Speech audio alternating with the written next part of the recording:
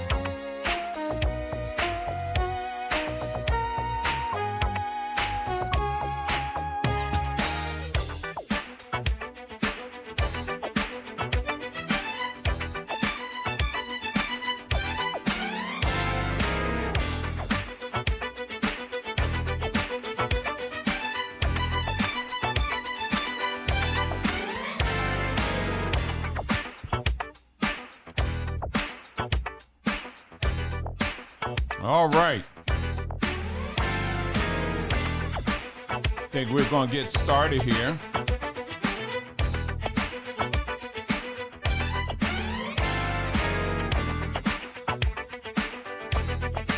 Let's go ahead and jump in. And again, thank you so much for tuning in. For those in the chat, welcome. So glad that you guys are here as always. And I really appreciate you guys being here very much so. Yeah, I have a post I posted yesterday. It's kind of where I've been. And I was in the car. I was somewhere, and the thought came to my mind. I said, and the thought was this. It was, you can't exist in two different universes. And I think that's what I've been trying to do. You have, on one hand, you got the universe of niggerdom, okay?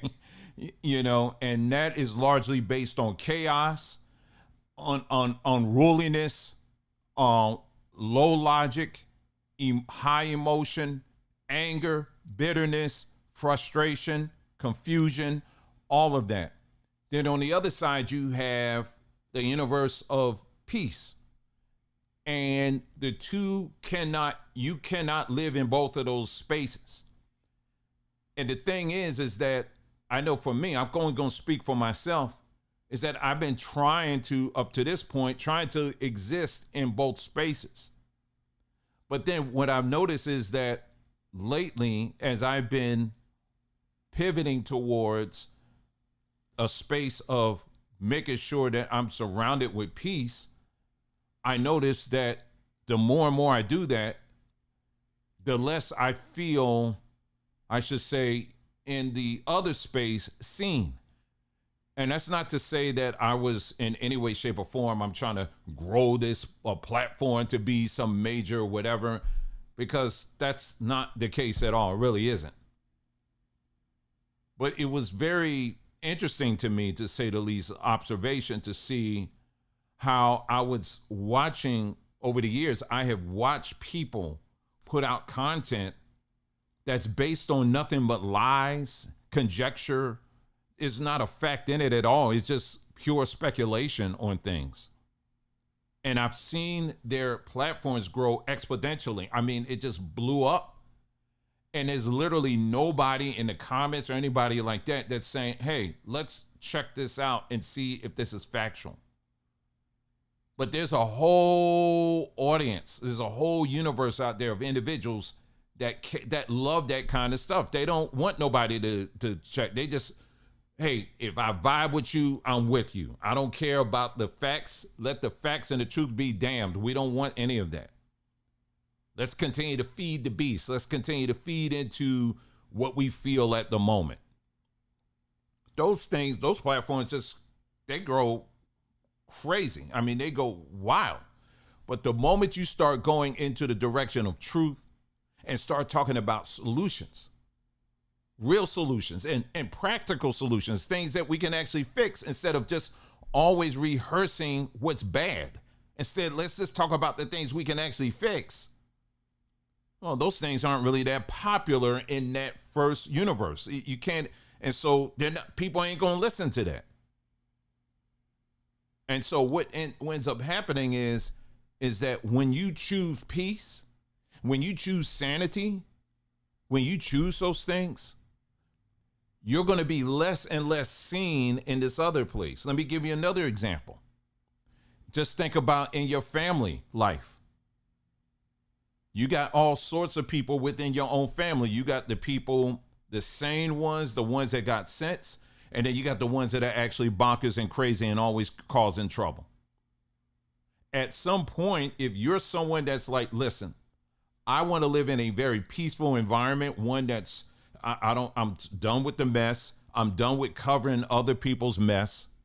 I want to live in a peaceful, structured, and orderly environment. What's going to begin to happen is you're going to be, by default, these individuals are going to start isolating you. They're not going to want to have anything to do with you. They're going to leave you alone. You're going to feel left out. And I told you, the path, the road of a truth seeker is one that oftentimes is lonely. And it's one that you don't have a whole lot of people rolling with you. And so that is something that, a lesson I'm learning. And it was very interesting because this week, well, I would say for the past month now, all I've been listening to as far as music is concerned is classical music. That's all I've been listening to during the day. That's all I have playing. And, when I'm like taking a nap or going to sleep, that's all I've been playing, just nonstop. And I can literally see and feel my brain being like rewired. Like, I don't get me wrong now. I like the oldies. I like, my 70s music.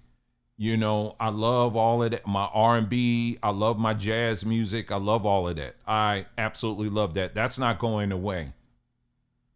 But I noticed there's some things that have been happening in my mind, and my tolerance for certain things has been changing greatly. Just with me just having that music playing in the background. And I'll tell you about something I discovered just recently.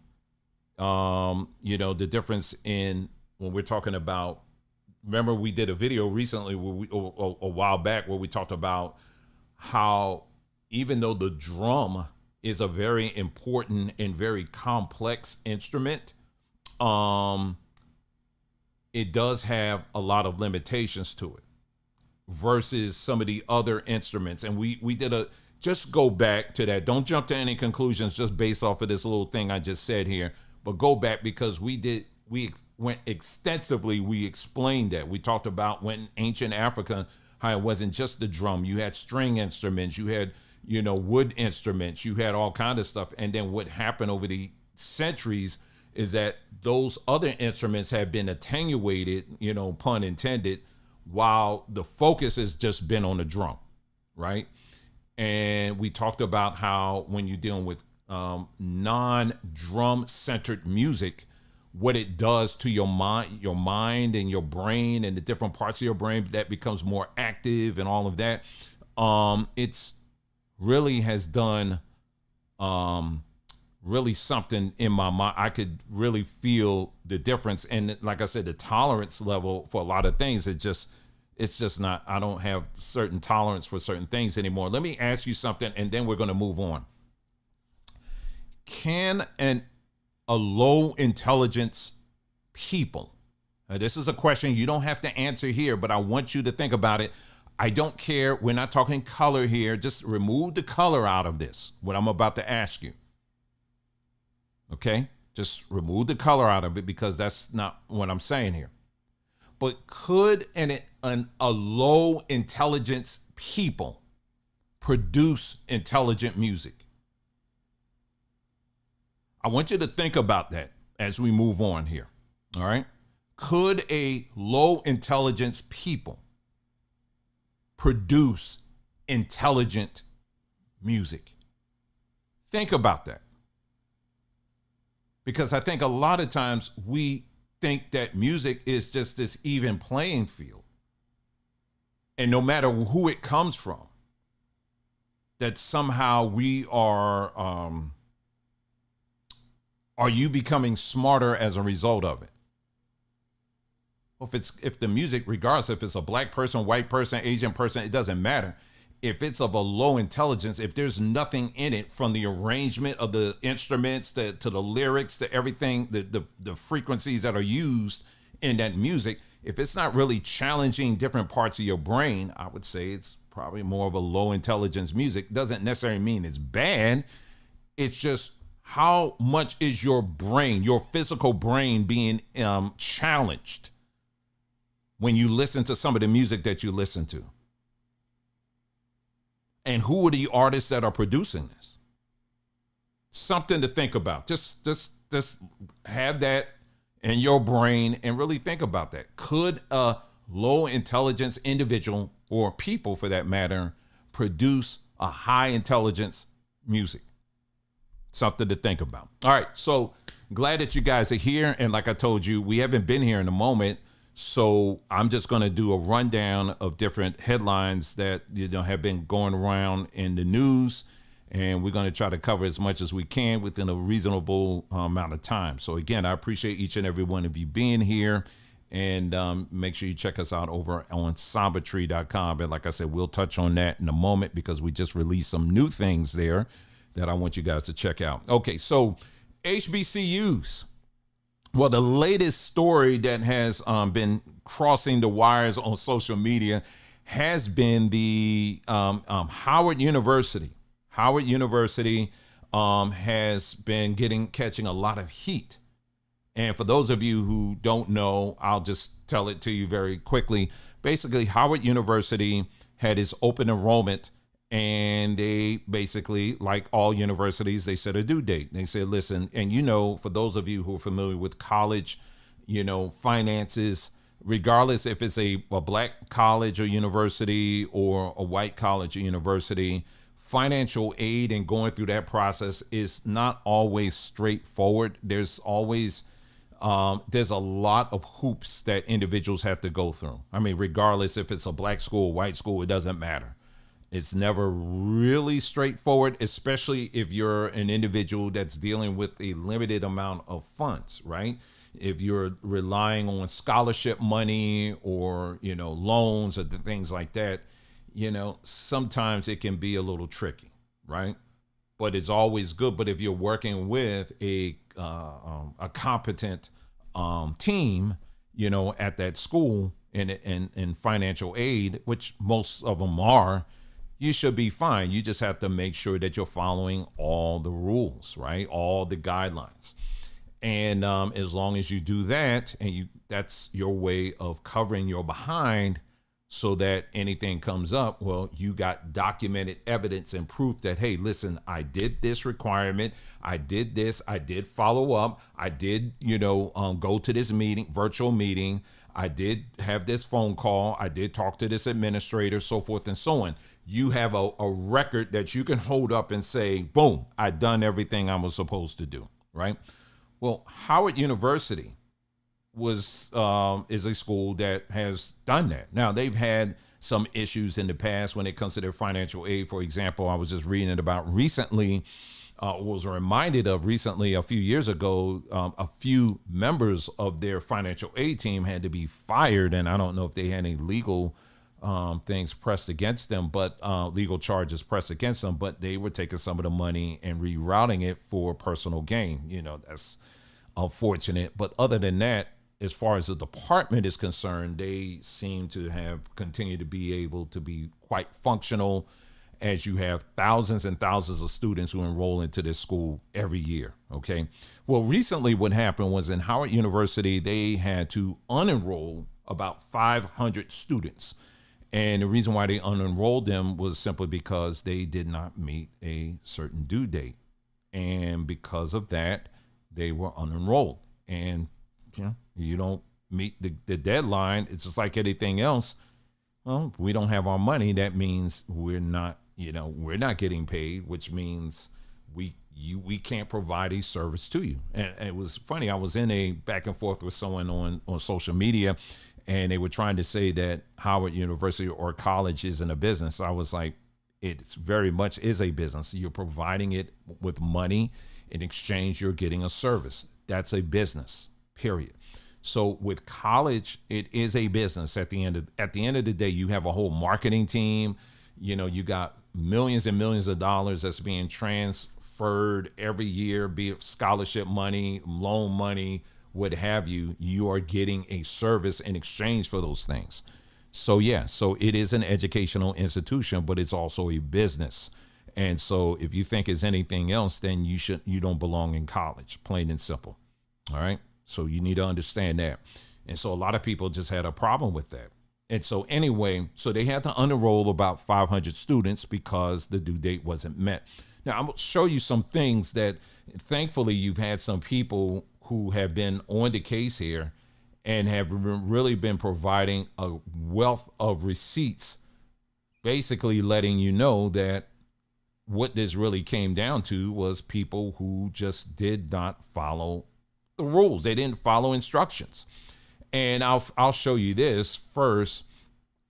Someone posted this. Now, this is back in 2016, 2017. Just to give you an idea of, this is not anything new. Okay, so this is what you see on the screen right now. This is from their academic year of 2016, 2017. As you can see right here, they have the dates, everything laid out. March the 14th, Monday, fall 2000. I'm not going to read the whole thing. I'm just kind of going through it, right? Fall 2016 payment plan opens with 0 down payment. Option installment payments are due on the 5th or the 20th each month based on the selection. The first payment will commence in June or in the month preceding payment plan enrollment. Deadline for receipt of all required financial aid documents for fall 2016 consideration. Documents include, but not limited to, verification, independent status petition, special circumstances, appeals, satisfactory academic progress, appeal, college enrollment verification, authorization to apply Title IV, is that four funds, and then July the 1st Friday, payment in full due for fall 2016, all students. Now you had a bunch of people that were taken online and was saying that, well, what school even requires it to be in July? Usually it's, when they do it, it's in August. Most schools, they don't look for any kind of payment until August. Okay, that may be other schools, but they laid it out. They laid out their rules. This was issued out earlier in the year, back in 2016 for these students, okay? But let's fast forward, because let's take a look at what the response that Howard University gave to this recent debacle stuff that's going on right now. Just give me a moment. Let me pull that up here. That was right here.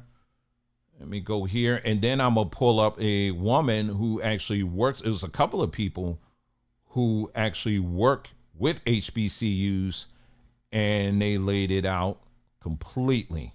Okay, here it is. Here it is. Okay, again, I hope you guys are doing well. For those that just joined it, welcome. Okay, here we go. So this is from Howard University. All right, Howard University statement, first time in college enrollment updates. This was put out July the 23rd, 2026. This was just put out. We understand that the enrollment update that was issued yesterday is difficult and disappointment for students and their families. Howard University provided multiple detailed communications through March, April, May, June, and July to first-time in-college students and families on steps needed to secure enrollment for the fall 2016 semester. Now, again, we just established, we went all the way back to 2016-2017 year, and we see that this is what they normally do. They didn't just pop something up and that was it. They give students every opportunity to prepare. But let's continue. Notifications included, now pay close attention to this. Notifications included emails, personal financial aid information, videos, and Bison prep sessions to help incoming students understand tuition payment requirements, payment plan options, the process for reporting outside scholarships, and the deadlines necessary to secure their enrollment. Students who did not meet the established payment arrangement or scholarship or other financial aid reporting deadlines have been notified that the university can no longer hold their place in the incoming class. As Howard finalizes enrollment for the fall 2026 semester, which begins August the 17th, confirming enrollment is essential to planning academic programs, housing, financial aid, and student support services. Right? And then they go on to say that they're reviewing it case by case or whatever. And the last thing I read was they actually did re-enroll about 50 people, right? Because they said, listen, we're going to take a closer look at something. Some people are going to be re-enrolled once we get all the facts in and we see everything. But the bottom line, what has been well established are two things. One, they have fully documented that for most of the year, they have been communicating to these parents and to the students, letting them know, hey, listen, we got a full array of options here for you to make sure that all your stuff is in order. And if you got any questions or anything like that, please let us know. We got this. They even have a YouTube channel set up where they walk you through step by step all of this stuff. Now, I'm heading somewhere with all of this, but I'm just kind of catching you up to date on, on the stuff that's been going on here, okay? And so let's go on, and then I have a video or two to play on this of people who really understand this stuff even better than I do. Okay, so let me find this one guy here. It's a very good post here. Did I retweet that?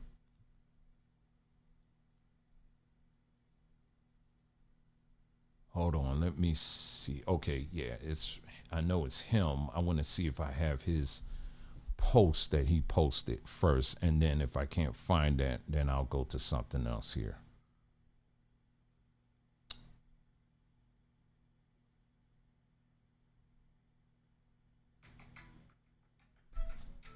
Sorry, that's my phone. Let's see what we're about. Okay, so let me go to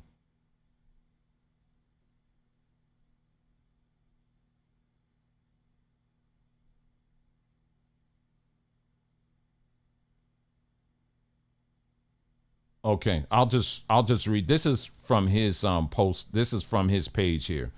And I would encourage you, if you want to find out more about this, you can definitely go and hit this guy, Nick Eden.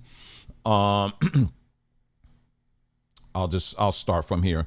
He said, a lot of these kids do not know how to complete tasks. A part of my job is, oh, here it is. I'll start with here, and then, there we go. This is what I was looking for. Okay, here we go. For the past 12 years, I worked as an independent consultant for students looking to go to college. My specialty is HBCUs. The single largest frustration year after year is the lack of attention to detail by both parents and students. For every student, I create a tracker of these schools they're interested in attending. Applications submitted, acceptances and rejections, scholarships offered, and a notes section. Check this out. Listen what he's saying here. 70% of those spreadsheets remain inactive and incomplete. Let me read that again. 70% of those spreadsheets remain inactive and incomplete. Emails from the school largely go ignored. The parent either passes the buck to the student or the other way around. No, this isn't the case for everyone, but it's one of the largest issues I've seen year after year for over a decade. What makes it worse is the addition to the email chains. Most of the parents join all of these parents of ABC University class of blank groups on Facebook. So even if they don't see the emails, they see the screenshots in the groups with hundreds of comments. Now, I'm not accusing everyone of this next statement, but the dirty little secret for quite a few of them is FERPA. They know the university would never make a public statement of that individual student because they could violate the law. Many use this because they know if they go to the court of public opinion, the school won't respond publicly. No school is perfect, and I'm not defending bad actors. But what I am saying is publicly, it will always be a one-sided and a herd mentality. Will always point to the big bad school as the victim. Now, this is a guy that actually works in that space. And he's not the only one. There's many cases I heard of individuals saying that there's a ton of information that goes out to these parents all the time. And then most of the time, the students ain't either the students aren't responding, the parents aren't responding, and that's it. I had one person trying to make the argument, like, you know, trying to put it all on the student, like, okay, this is their first time moving away from home. How do you expect for them to know all this stuff? I said, well, if they got parents in their life that actually love and care for them, then their parents would be involved and know all the ins and outs of all of this stuff. I remember back when I was in school. Yes, they had college back then. When I was in school, the financial paperwork, even though ultimately I was responsible for paying that stuff back, and I did, even though I was responsible for it, my parents made sure they sat me down and say, hey, listen, we're signing this, but you're signing it too. Here's what is to be expected. They explained it to me. But what we're seeing now is that a lot of these parents aren't even doing this stuff. They're just kind of passing a buck. Honey, that's on you. And that's what we're seeing now. Let me play this video and then I'm going to close this up because we're going to talk, because I want to mention briefly what's really going on. Okay. But this is another woman that I came across, and she also works in this space. and she broke it down really good. And so this video, I believe, is about 6 minutes long. And I want you to take a listen to what she has to say on this. And then let's go. Okay, here we go. Take a listen. Situation. Y'all already know I stand 10 toes down for my HBCUs, always as an advocate. I was educated by one, I worked at two, I have stepped foot on 78 of the 103 campuses. So you already know I always come from a place of love and do no harm for my HBCUs.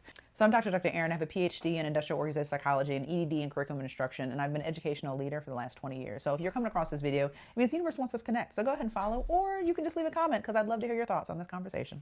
Right now, everyone is really upset with Howard University. And so while we're talking about what the university should have or could have done, we also need to have the conversation about the responsibilities for students and families in the financial aid clearance process. Because the university may actually be limiting what they can say publicly to be able to protect student privacy, which I fully support, I, on the other hand, don't have that. And so I'm going to explain to us the process and how it usually works for our institutions. We know paying for school is complicated. There is a reason why people have literally built entire businesses around helping families to navigate higher education, and they know who they are. Let's step out of our feelings for a moment and actually unpack the financial clearance process using facts and standard university procedures, okay? So I've worked at 5 different colleges, and although every institution has its own policies, the basic process is usually the same. Students who receive some sort of outside scholarship are typically required to submit official documentation to the university scholarship office. That documentation is clearly identifying the student, the scholarship provider, the award amount, and when that payment is expected. The university then verifies the award and determines whether or not it is sufficient enough to reduce or to eliminate any type of upfront payment. Now notice, eliminate or reduce upfront payment. There is still an upfront payment for our institutions because ultimately our college universities are still businesses. They still have to operate as businesses. So in some cases, a verified scholarship may be entered into a student's account as awarded but not yet paid. This allows the university some actual time to recognize that the funding is expected even though the money hasn't arrived yet. But the student's record should also include some sort of notes that document what the award is and its current status. And this is exactly what old Chicky Poo said last night on Roland Martin. We're going to cut the check like Scholarship America says and does. We'll send it to you with the college's name. You send it to them. I forward that email to the director of financial aid. They put a note in her account and they credit her the amount of the scholarship because they know the money's on the way. Time-stamped written documentation is provided to the college, period. In the case of the students of Howard, if these things were actually done, there would be time-stamped proof via either the emails that they submitted or the financial aid module that they use in Access HU student portal. That means there's a record showing that they followed the steps, that they did what they were supposed to do when they were supposed to do it before the deadlines. The scholarship office typically then works with the bursar's office, completely different office. That's to make sure that any type of credits that should be reflected on the student's account are done so correctly. So even if you call a financial aid office, it's not the financial aid office that actually handles the student account. It's the bursar's office. Students should also be able to review their credits, their charges, their balances, all through their student portal. And in this instance, Howard University used to use a system called Banner. Now they use a system called Workday, and they're probably using a system called Power FAID, so Power FAID, to be able to supplement any type of thing that Workday can't handle. All of these platforms allow students and their families the access to be able to monitor all of their pending scholarships. They can create reports, they can document any type of account activity, and they make any type of adjustments to those funds as they arrive in the portal from the bursar's office. Here's the really big part that most people are actually missing, right? So even when you have a scholarship or financial aid that's expected, you still might have to do a payment plan because they need to be able to ensure that those funds are going to come through. Colleges are educational institutions. They are also businesses. They still have to do payroll. They have housing. They have utilities. They have technology fees, food services, all types of other expenses. So a university cannot automatically extend an unlimited line of credit to students whose outside funding might not have arrived. So this is why students typically have to sign up for a payment plan to assure that they're going to pay the university for those services even before the scholarship actually shows up. A lot of times students and their families are encouraged to make some sort of minimum required payment. So whether that's your $100 deposit, your $300 deposit, doesn't matter. Most institutions require it. What happens is if your scholarship doesn't come through in time and you had to do the payment plan, then when that scholarship or financial aid is finally received from whoever that third party is, then overpayment is charged to your account and you get a refund. So you end up getting the money back. This is why I feel like folks need to have this conversation. This is where family accountability comes in. We get the emails from the federal government that tells us when it's time for us to go ahead and approve our students' financial aid requirements. We get the notifications from the school. And in this case, I don't know what more Howard University could have done. If you notice, their financial aid has a whole YouTube page dedicated to this process. Their Instagram has videos. Their Instagram has had sessions about what to do for financial aid. The students themselves have admitted that multiple emails have gone out. What more do we want the school to be able to do in this case? I don't understand. Ultimately, colleges are still businesses, though. This is what we have to understand. For at Howard, for example, so according to their iPads in 2024, they had $255,535,000 in tuition and revenues that was generated. Yeah, and I said only because their total expenses as an institution was $1.174 billion. And they reported only $1.245 billion in revenue, which comes from grant revenue, contributions, endowment returns, athletics, all those things. In that year, they awarded $189 million in discounts and allowances, $28.5 million of which came from their endowment returns. So when students have outstanding balances, the school then has to float that money. And if the payment plan is not in place, then that means the school has to figure out where to get that money from. And they just can't extend a line of credit like that when they have so few dollars to begin with. And you might think that $1.245 billion in revenue is a lot, but when you pull out their $1.174 billion in expenses, yeah, that only leaves about $78 million for them to operate off of. And that's not really a whole lot when you're trying to take care of students in the best way that you can. Bottom line, as they discuss on Roland, there's processes to these. And a lot of folks who are making the money off of our institutions understand these processes, and they're able to capitalize off of it for their own benefit. I would say we need to ask the hard question. We need to understand that there are two sides to this coin. And so asking the tough questions might not be comfortable, but we can't lay the blame completely at the feet of our institutions. Particularly, they sent out multiple emails. They have well-documented processes. They have a YouTube page that gives all the videos. They have an Instagram page in which they have shown that they've had multiple sessions to be able to help people to prepare for this. This is a situation in which our feelings have gotten in the way of the actual facts. And so I beg you all to dig a little deeper. And before we start doing all of this public bashing of the institution, that we remember that there are two sides to the story and two sides to this coin. I mean, she laid it all out. She laid it all out, and between her and and there's some other people on there as well, out there as well, who are laying it all out and showing specifically how Howard did in fact put this information out. But even deeper, this ties into a much deeper issue that's really going on. And, you know, the title of this particular broadcast is even HBCUs are now, you know, they are having to deal with the fatigue. There was I'm trying to see, did I bring that up? Did I bring it up? Give me a moment here. I set it to the side. Here it is, but I have to bring it over here. Yeah, there we go. At least I was able to find it. All right, here we go. Here we go. All right. Right here, window capture. There we go. All right. This ties into this story. Tuskegee University new dress code bans bonnets, do-rags, and bedroom shoes in class. The HBCU is also tightening its attendance and cell phone policies as part of a broader push to prepare students for life after graduation. Tuskegee University will be expected to put down their phones, show up for class, and leave certain casual clothing in their dorm rooms under the new set of campus policies.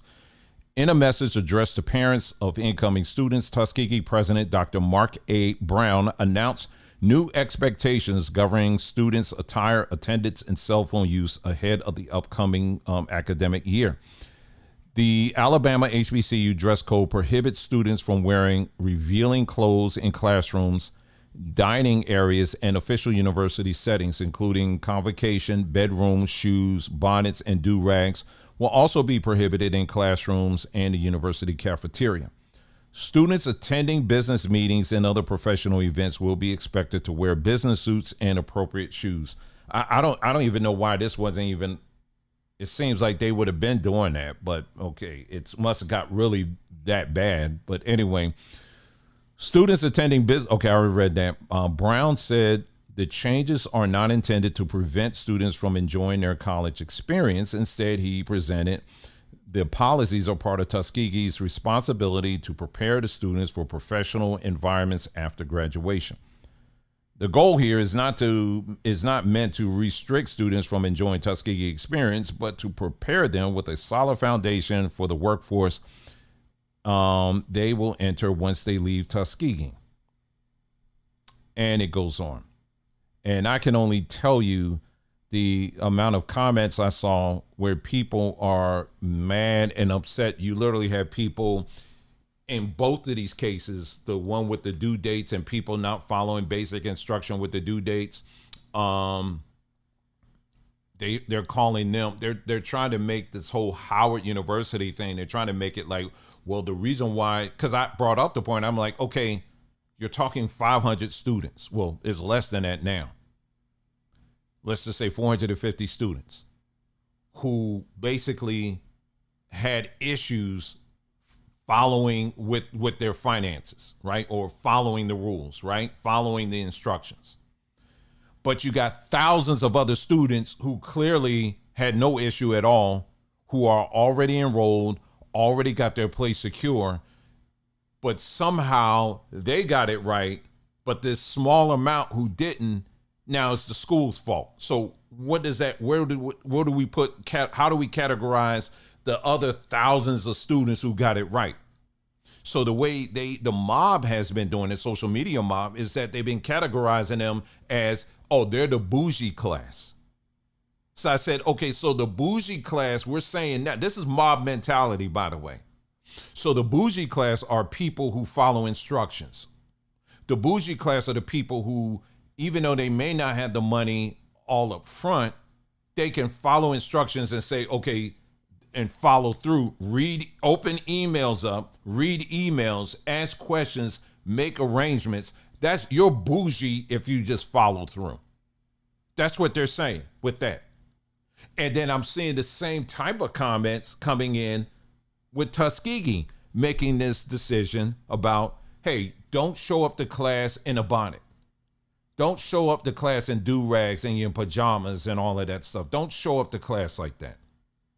Now, if you want to be in your dorm and you just hanging out and you just chilling, that's something different. You just be you, be relaxed, be chilled or whatever. But when we're in this classroom and we're talking mathematics and we're talking sciences and we're talking agriculture or astronomy and all that stuff, at least approach the topic with some level of professionalism. And then you got people who portray that as, oh, you're just trying to be white. So being white is being professional. You see what I'm saying? But this is the logic that's out there, and it's been out there. But not only that, this is the culture that I have been calling out for a very long time now, and people don't like that. These are the core values of this culture that we call Black culture. All right? Does it represent all Black people? Let me be clear. No, it does not. Black culture does not in any way, shape, or form represent all Black people. This is why we are strong advocates here of creating your own culture. You can create your own culture that includes elements of Black history and different practices that have been in your family and all of that. You could do that. But what we call today Black culture is a failed culture. It is. And I'm going to show you some more things that may not make you happy, but it is what it is. These are things that have all fallen under Black culture. And I have given up a long time ago to stop trying to spend all of my energy trying to save Black culture, because it can't be saved at this point. But what I can do is lend my voice and encourage people, especially people who look like me, in building your own culture, embracing your history, right? Embracing your history, your family history and all that, and building something from there, okay? Being proud of who you are, being proud of the accomplishments of your ancestors and all of that, and building on that. But trying to encompass, like I said at the beginning of this broadcast, you're trying to live in these two universes. One is the niggerdom universe and the one of peace. You can't do both. One you're going to have to choose which one you're going to exist in. You can't do both. And so that is what we really drill home and talk about on this platform here. That's what we try to do. And it's not something, and I will just say it up front, it's what we call Black culture is not something at this point, at this juncture, is something that can be saved. It's too late. I've said this over and over again. It is far too late. Okay?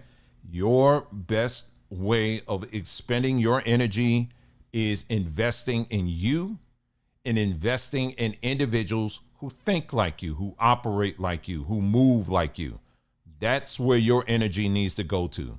But trying to defend black culture will have you out here defending Carmelo Anthony, the Carmelo Anthonys of the world. Black culture will have you defending criminals and thieves and rapists and all these other individuals here and trying to find a way to defend them from racism. They can rape a whole town of women. You don't have a damn thing to say about it. But the moment a cop slams them on the ground, now all of a sudden we got to come out and rescue them. If you are still on that train, then I don't want to be a part of your culture, period. But that's what black culture has done. And what we're seeing as it comes back to this whole college thing is that we are seeing the clash actually happening in real time. You got some people here who are out here wanting to justify a small group of individuals who can't follow instructions and wanting to defend them and say that it's the school's fault. I've seen comments where people are literally calling Howard University racist. How are you racist? How are they being racist? Yes, black individuals are out here calling it. They say you're operating just like white people, racist white people, for enforcing deadlines, for enforcing instructions. Easy to follow instructions. You're racist. You're anti-black. They're bringing up all these kind of things. And I'm like, people do this all the time. And someone else brought a very good point. They said, because you had other people saying, when I go to PWIs, those predominantly white institutions, they said, I don't encounter any of this stuff at all. It's just only with the black schools. Hold on for a second there, player. Because there are a lot of these PWIs that got a lot of issues going on there as well. So don't even get me started on that. Now, trust me, those that have followed me on this platform for years, I have my fair share of criticisms of HBCUs, okay? But at the same time, because we stand on the facts and truth here, it doesn't matter. I don't care who, what, where, when. But to hold these PWIs as if there's some kind of gold standard while you're ignoring all the other stuff that goes on in those schools too. No, this comes down to an issue of a fraction of black folks. It doesn't represent all black folks because we just said most of the students got it. Most of the students know how to follow instructions. It's a small group of people who chose not to. Now, all of a sudden, we got to push the blame on somebody. That is, unfortunately, a growing characteristic of black culture. And I was telling someone the other day, I said, these individuals, I can almost bet these are the parents of these individuals are probably the same parents that never showed up for parent-teacher conferences. They were uninvolved probably for most of the school year while they were in high school. And then all of a sudden, when the high school sent them a letter and say, hey, listen, your baby ain't going to graduate. Now, all of a sudden, the school's racist. The school's anti-black. Now, all of a sudden, now you got to start blaming the school. And the schools, unfortunately, they're like, you know what? Just pass them on. So what's happening is that you got a lot of those students who are now pushing on to these different schools. And to be honest with you, even though Howard is seen in some circles, they say it's a very elite school, which I wouldn't say that. I wouldn't say it's an elite school. I think it's a very good school, but I don't know if I would categorize that as an elite school, but it is what it is. But HBCUs, one of the functionalities of HBCUs, they're known to be the schools that will accept students that a lot of white schools would not accept. This is just the real truth. And a lot of times it has to do with finances. A lot of times it has to do with grades. And so HBCUs are known to stretch things a little bit to make it easier for students who don't meet basic standards to get in.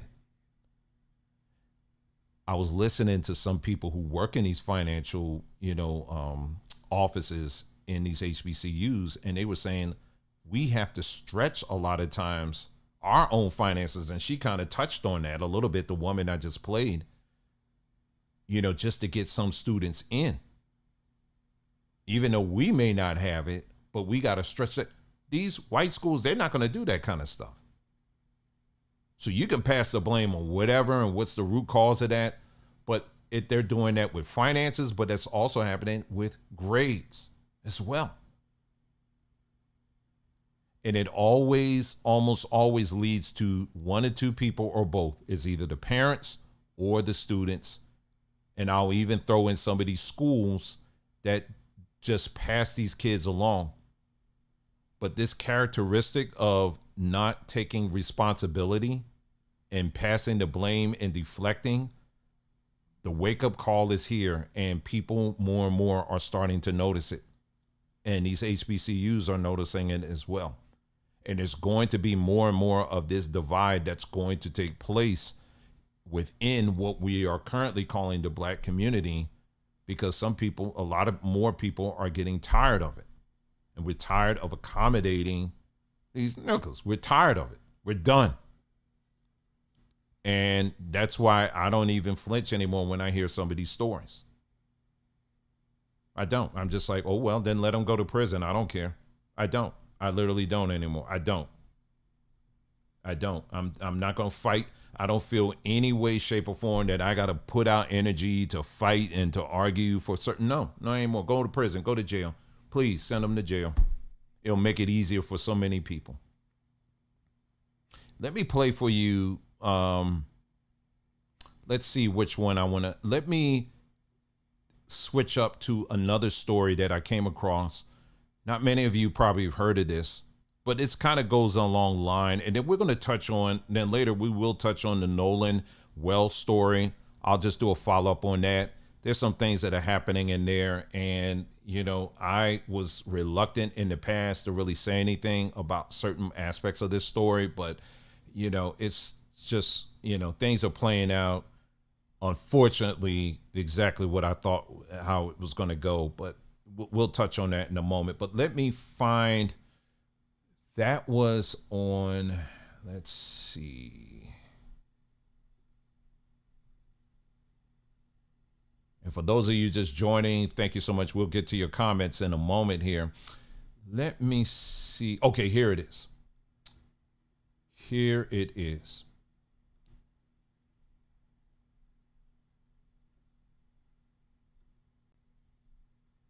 This happened in Missouri. And this happened in a mostly white portion. It's, and anybody that's familiar with Shrewsbury, Missouri. I don't know. I'm not familiar with Missouri, or how y'all say Missouri. I'm not familiar with that. But from what I understand, this took place in a predominantly white area in this part of Missouri, I believe. Let's see.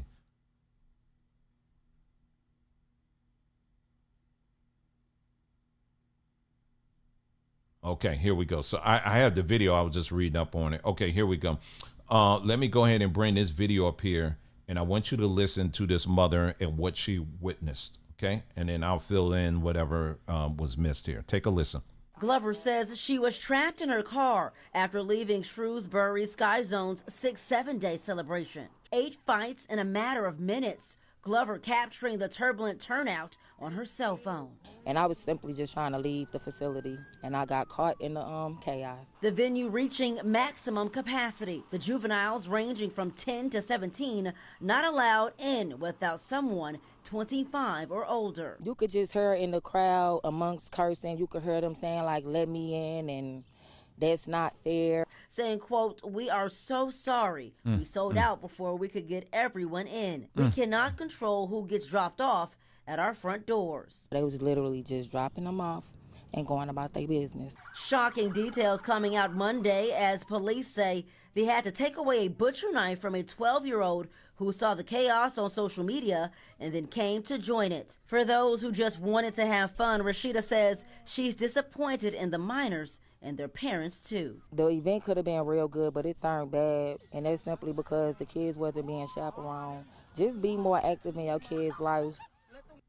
So there's a trend that's going on right now, and I know we have touched on it here and there, on this platform, and we're going to continue to cover it because, there's a lot of platforms out here. These large black platforms, it just escapes them, but they'll spend 90-100% of their time talking about, this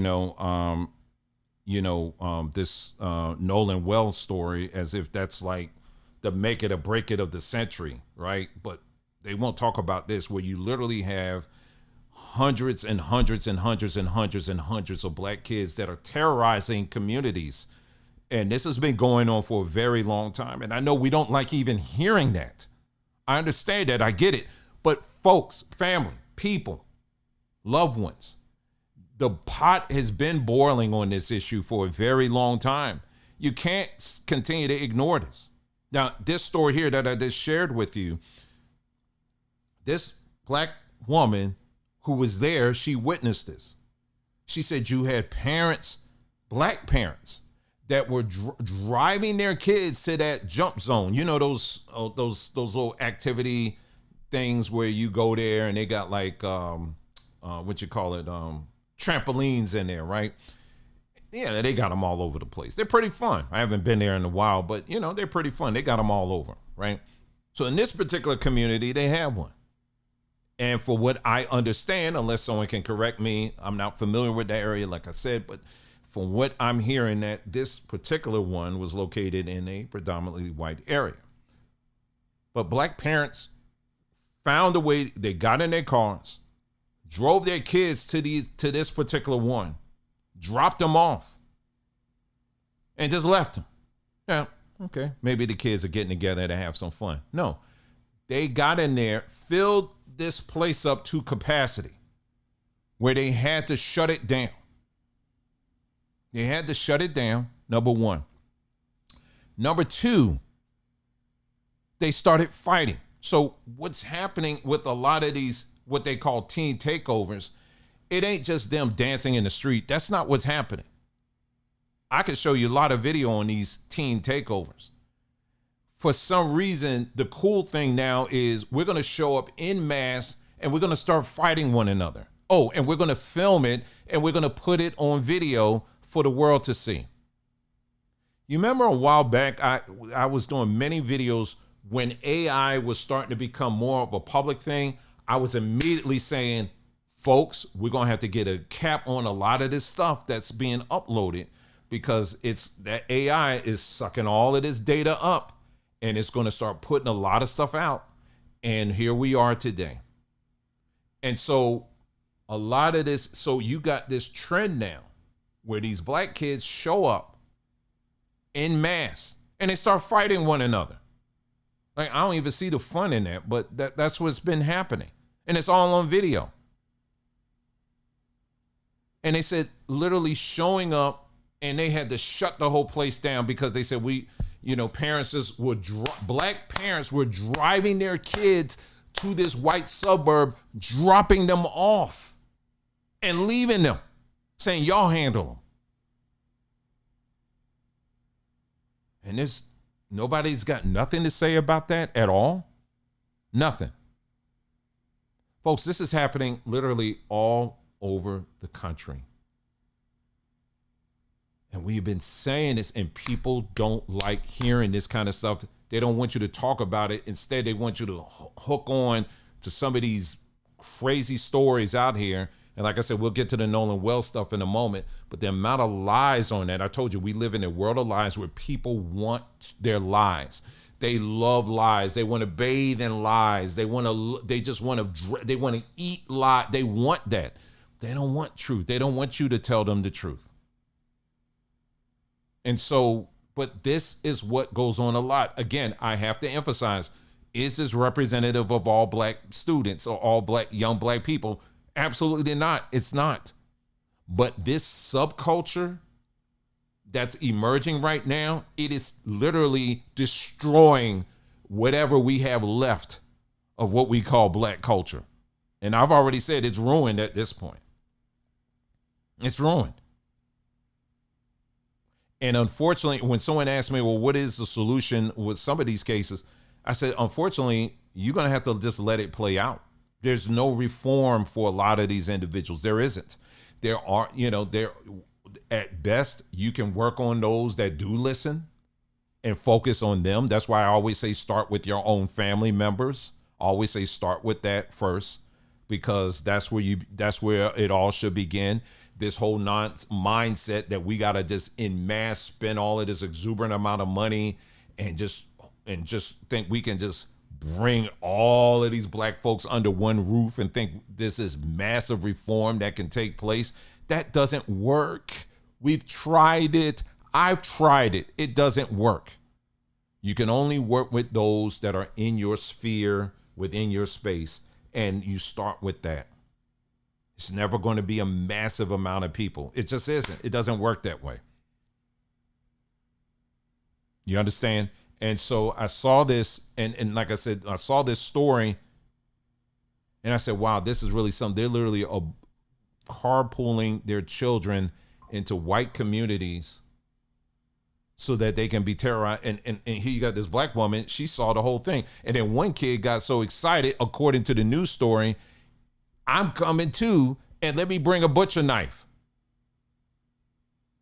He's going to bring a butcher knife to have some at a jump place, at a jump zone.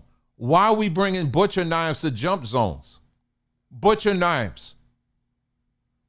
But yet, Carmelo Anthony, you want to defend him because he had a knife. Why are we bringing knives to stuff that should be, it's just a track meet. I'm going to bring a knife and a gun.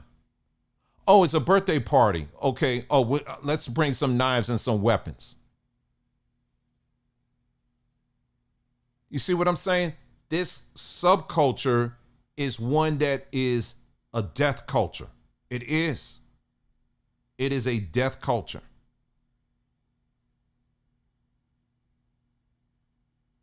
And anyway, let's move on here because I had some other things here too.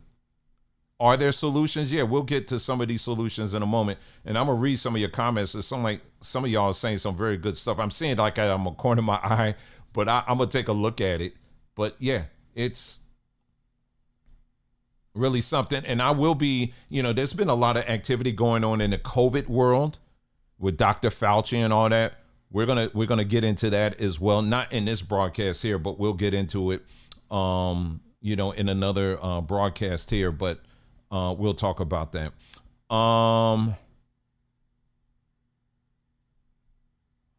This was another one that I saw. This is in regards to, unfortunately, it's I don't even know how to say it, man. I really don't even know,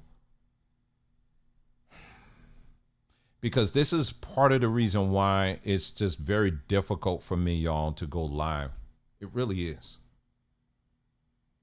Because what I want people to really understand is that when I'm talking, when I'm doing these videos, I don't want you to think I'm just dumping. Okay, because there's enough bad things in the world that's going on. We understand that, right? But it's like this. I want us to exist in a vehicle that is moving forward. You understand what I'm saying? And if something isn't moving forward, then somebody's going to have to get out of the car, open the hood up, and diagnose what the problem is, right? And not only diagnose the problem, but be willing to fix the problem, right?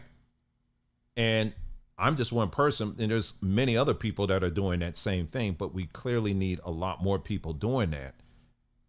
But the diagnosing of the problem and fixing the problem, well, those things aren't really popular as they should be.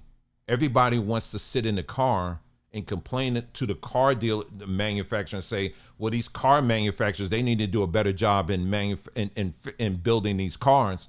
But nobody wants to get their ass out of the car and say, all it is a fan belt. All it is we need to top off the radiator fluid. All we need to do is change the oil. That's all we need to do.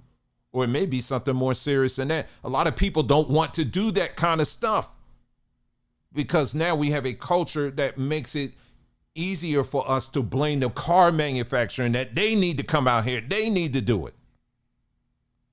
So when I'm doing these videos, it's not, it's what you're getting is me opening up the hood and I'm pointing to the problem, but we're also providing some solutions. We can't provide all solutions, but there's some solutions that we can provide.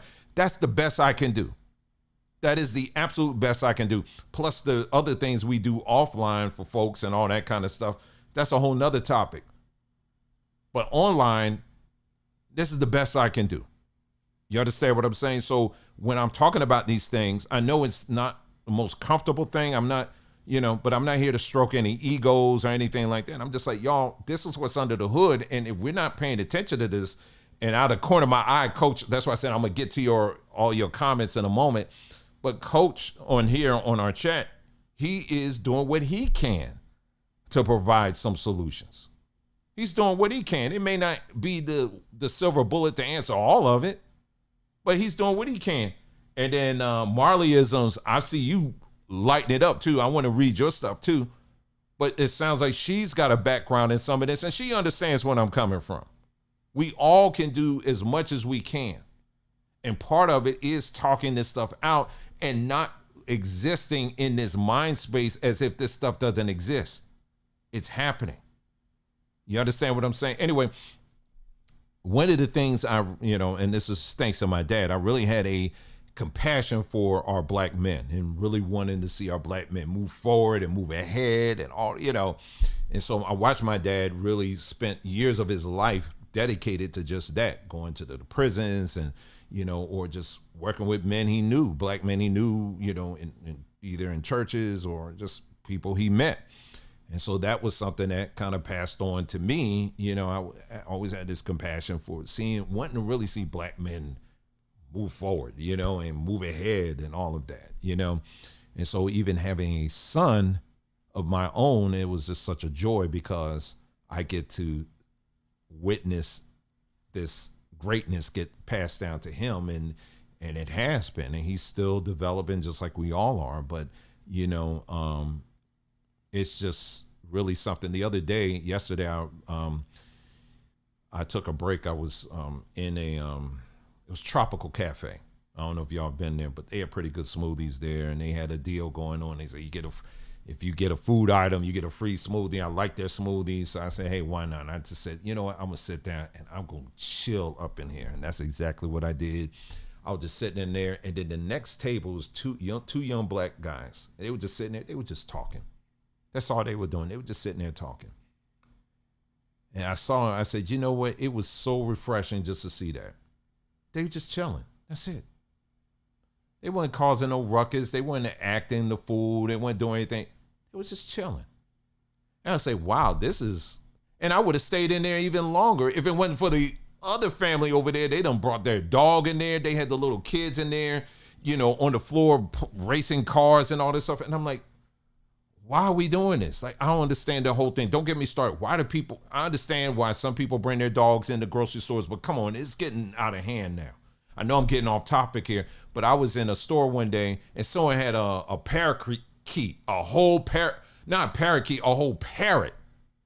The parakeets are the little ones. They had a whole parrot on their shoulder and they're walking in the grocery store with the parrot on their shoulder. I'm like, how are you? I don't get it. And then other people, they bring their dogs in and all this other stuff. I'm like, come on now. I'm old school, y'all. I know, but it's just something about that. I'm like, okay, I think we're pushing the line a little bit too much. Anyway, but seeing these young black men just sitting there, they were just chilling. They just eating their food and just relaxing, just like I was. I was like, wow, I like this. You know what I mean? I really like this. But there is another trend that has been going on that I've been taking great notice of, and we've talked about this on this platform as well. And that is, we talked about the two most influential groups on social media, and it's black women, particularly feminist black women, and gay black men. These are the two most influential, and we've Look, there's actual studies on this that actually show this. So it's not just me saying this. These are the most influential groups on social media, period. And it's broken down by, I think, on X, on TikTok is another one, and Instagram, and then it falls off after that. Oh, Facebook, and then it falls off after that. But those are the key platforms that you'll find the most influential groups are feminists, black women, and gay men. And we've talked about this, and we said this is going to become more and more of an issue. And so it wasn't too long ago, I saw this video come out. This is a football team, I believe, down in Mississippi. We're back at Mississippi again. And I'm not going to even play it, but they were doing this off of a music video. And this is the Mississippi State football team. And they literally are getting on here and shaking what appears to, I guess the video's a little choppy, but they were literally getting on here and they were like shaking their man titties, basically.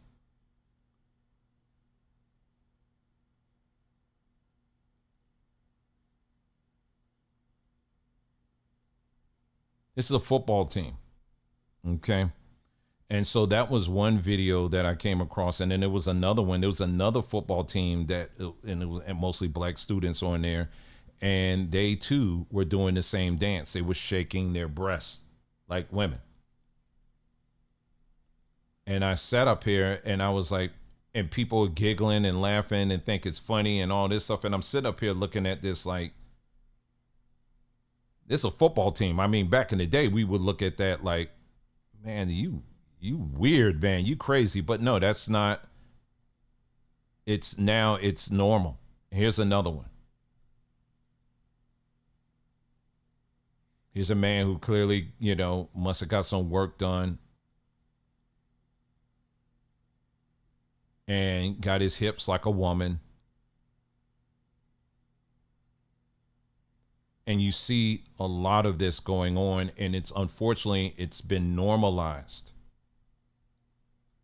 So a lot of this, like I said, there's so many other things I could show you guys, but I don't want to contribute to any more depression out there in the world today. But when I tell you this, I mean, I got videos of little kids, black kids holding guns, showcasing guns and all of that. This kind of stuff here is another video here. This is what I was talking about. This showing up in random spaces, open spaces, fighting one another.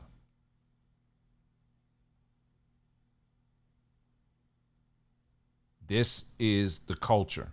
This is the culture. And like I said, people don't want to talk about it, but it is. This is it's not just a growing problem. It is the problem right now.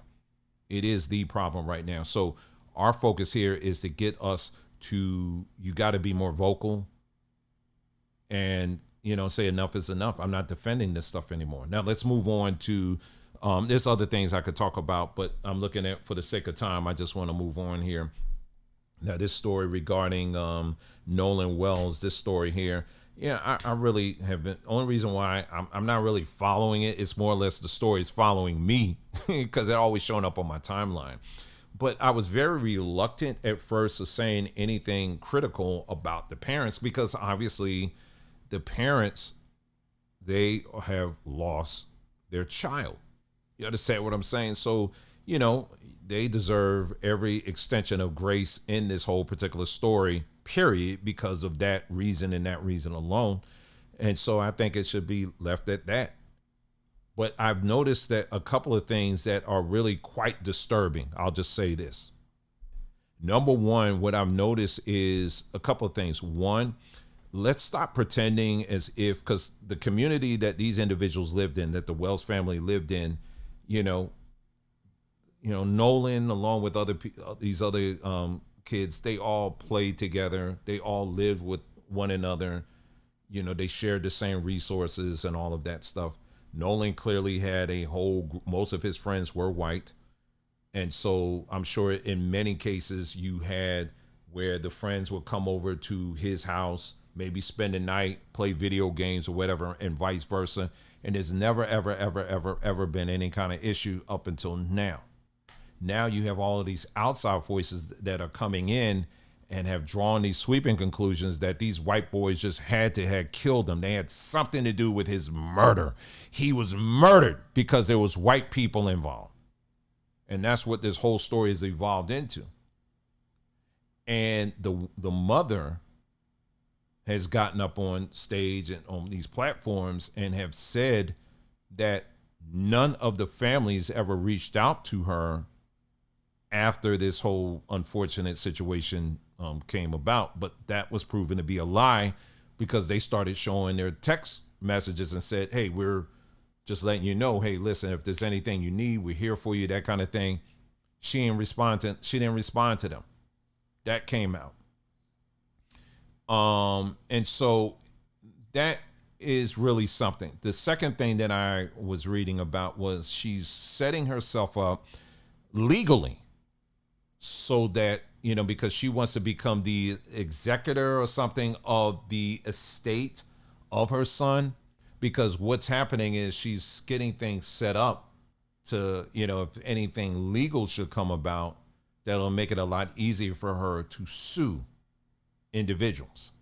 So she's getting set up to sue. And then I just read something else where letters were already sent out to some of these parents letting them know, hey, listen, there's some lawsuits that are potentially coming your way. Now, mind you, the Mississippi has already said, listen, there is a process that we're going through where it now has to go to a grand jury. And the grand jury has to look over all of our findings. And then from there, the decision is made if this is a criminal case, if it's not, or whatever.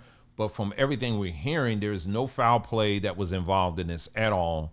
Everything we're hearing, everything sounds like pretty much, unfortunately, like a run-of-the-mill drowning. That's what it sounds like.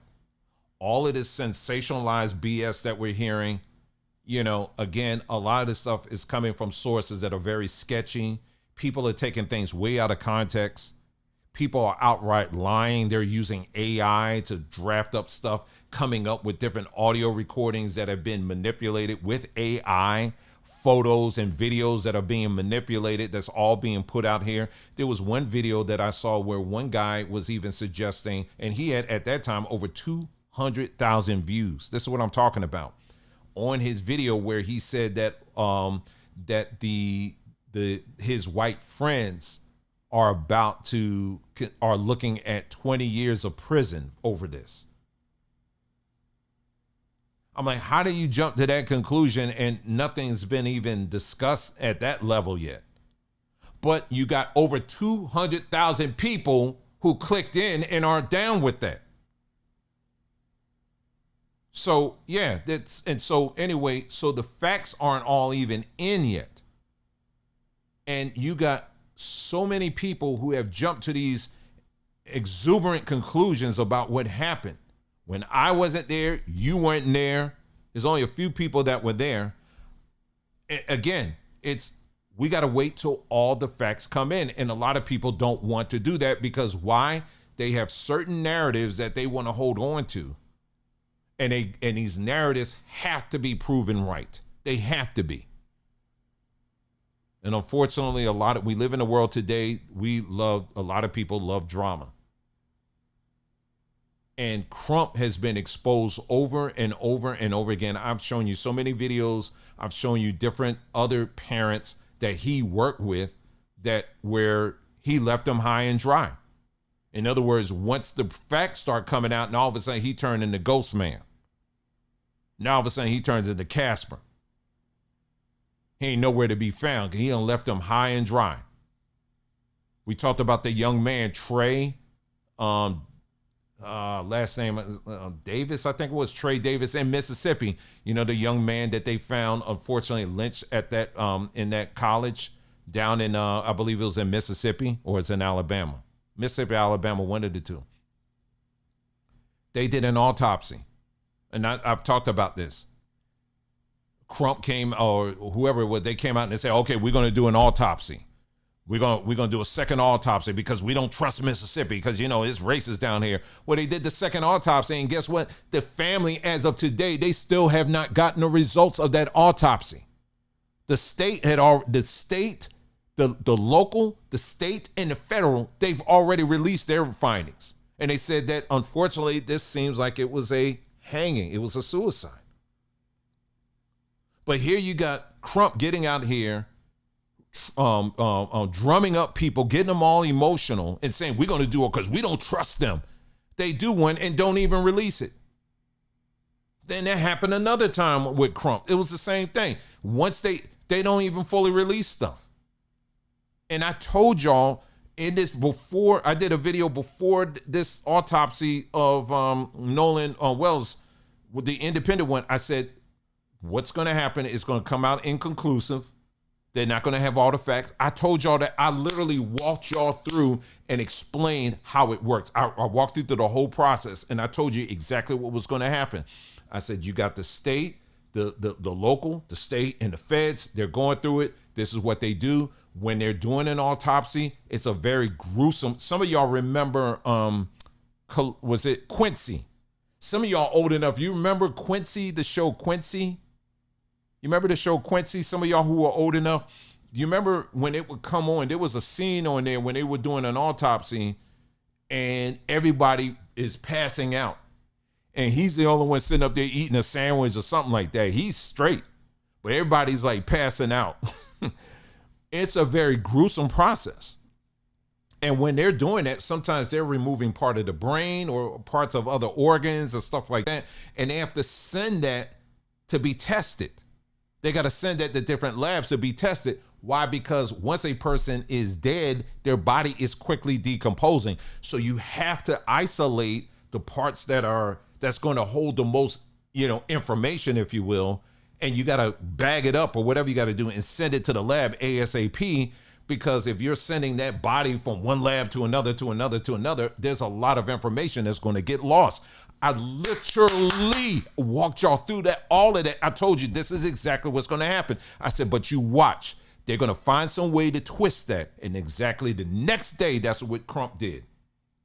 The very next day, he got up there and he did exactly what I said was going to happen. He took it and left just enough information out there and made people look like a bunch of fools out there and made them think that, see, Mississippi, how you going to send a body and they ain't got a throat?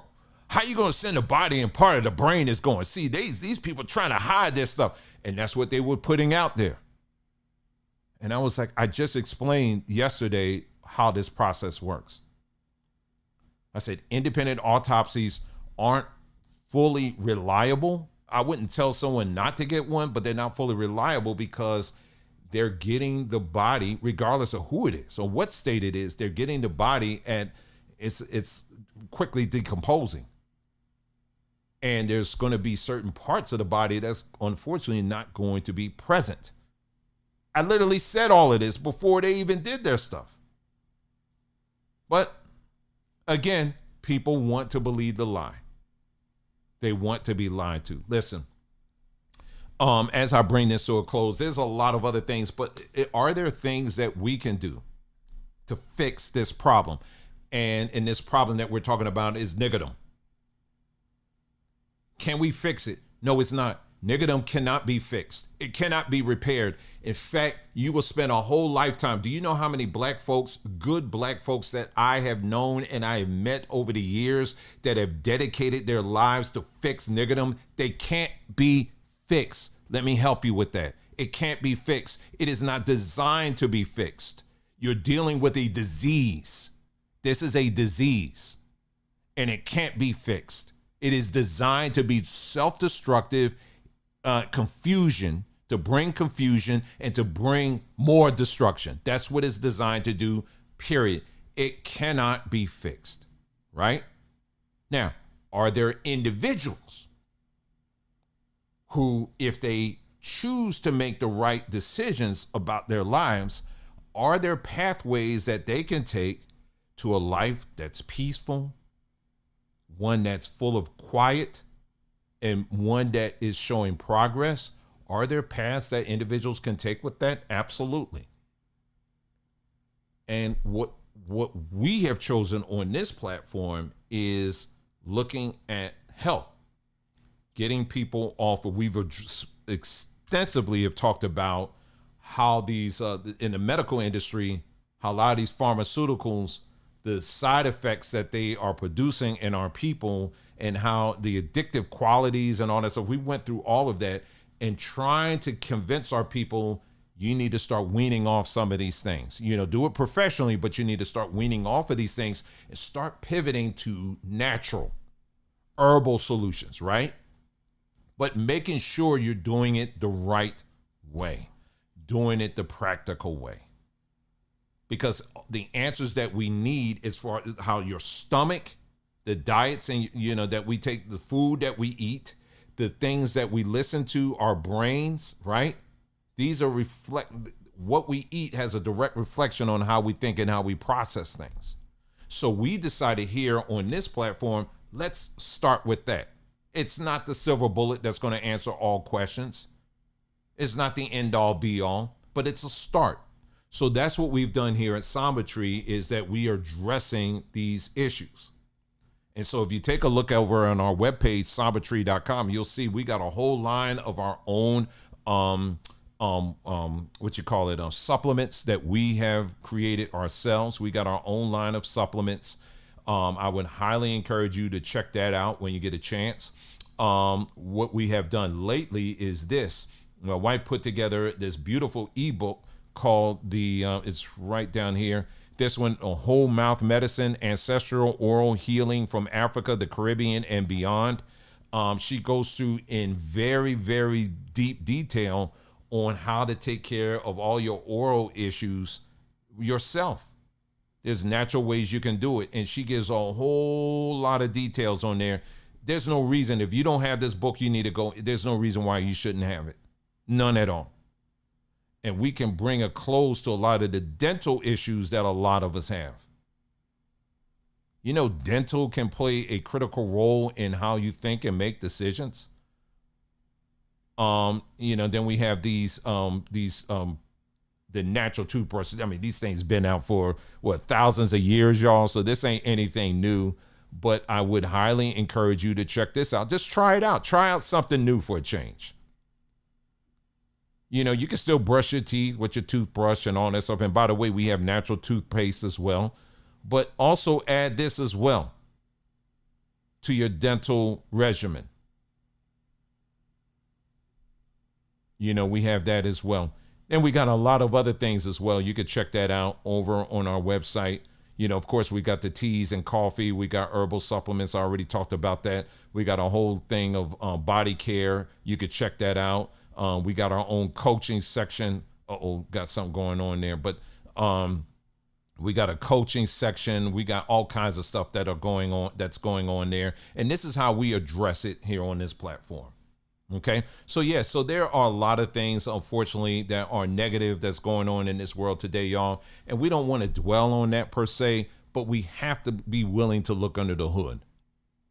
It's like talking about dental. You got some people who spend years avoiding going to the dentist because they're afraid of the dentist. I get it, but your mouth is stank, your teeth are rotting out, and you're going to need to get some care, right?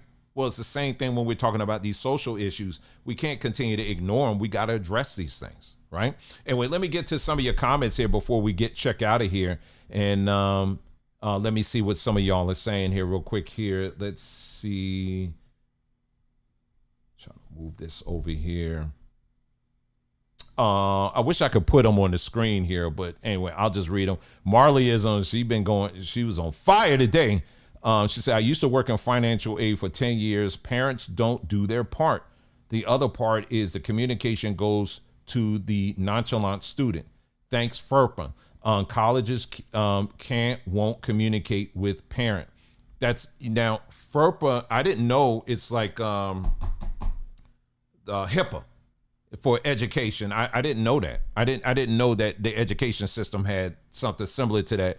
But someone was explaining this is why, and that woman was explaining in the video, that's why you don't see Howard University coming out even more forceful in their response to all of this stuff, because they can't disclose but so much. I didn't know that there was an actual law on that, but that was something I just learned the other day.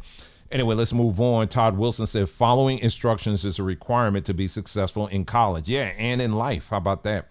Coach Bucky said, I wonder if this is a smear campaign against Howard University. Had an outstanding balance at a PWI my first year of college. The finance was a mess. The school worked with me. Yeah, I'm wondering that too. If this is some kind of smear campaign, it's really interesting there. I'm just skipping over some of y'all stuff here. Let's see.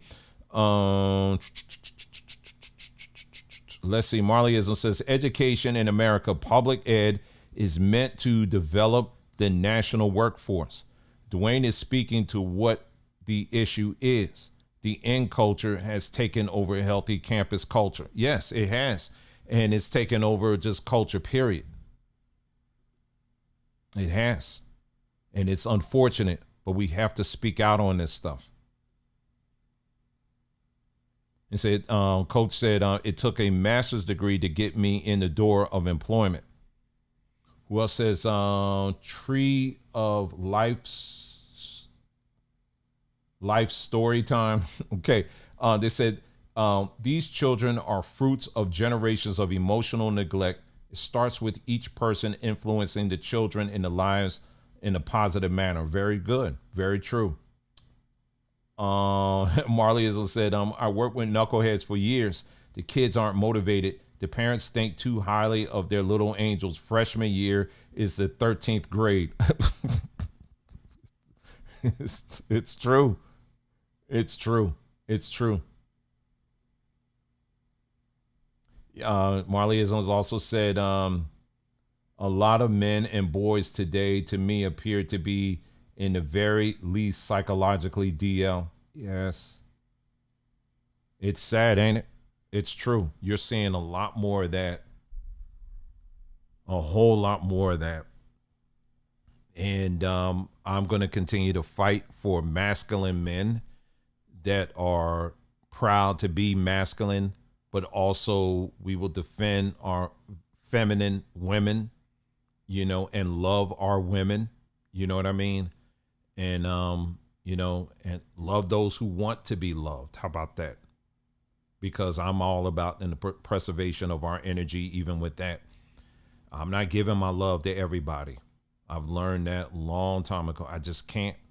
You wear yourself out. Think I'm just going to love all. I just love all black folks. I don't.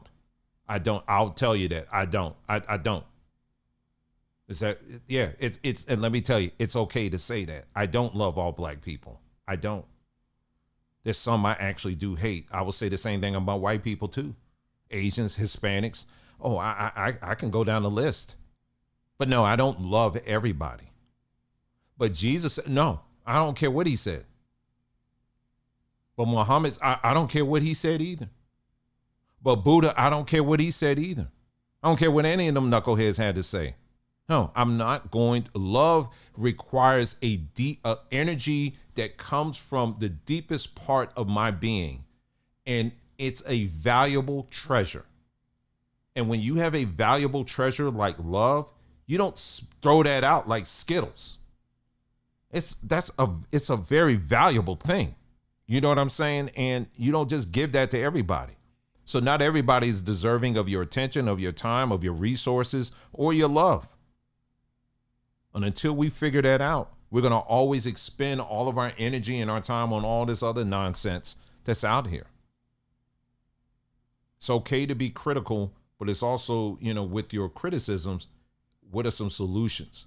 And there are a lot of people, and I know there's a lot of you who are watching me right now who have for years have dedicated yourself to providing solutions. I'm not a fool enough to sit up here and think, I'm the only one out here that's doing so. Please, there are a lot of you guys that have been doing this stuff for years. I just so happen to be on a camera and on a microphone on YouTube, and I'm just sharing my experience. But many of you don't have that, and you just, because you don't have the time, because you're busy living life in other areas. I'm just doing it here and living life in other areas too. So my life is quite busy, But nonetheless, it is what it is. So we do acknowledge that there are numbers of people out here who do get it and do understand, but there's a destructive force in what we call Black culture. And what I am a strong advocate for is for us to start creating our own cultures. We can be proud of our history.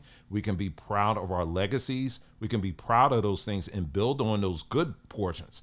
But we are not obligated under any circumstance to protect the niggas. You're not obligated to do that. And it's high time we start doing that and start drawing the line, like what Howard is doing, like what Tuskegee is doing, and many of you have been doing for years. All right. But that fight begins at home. It starts with you. So anyway, that's it. That's all I have for you. As always, thank you so much for tuning in. You guys take care. Enjoy the rest of your day, your evening, whenever it is that you're watching this. Take care, and we'll be talking again soon. Take care.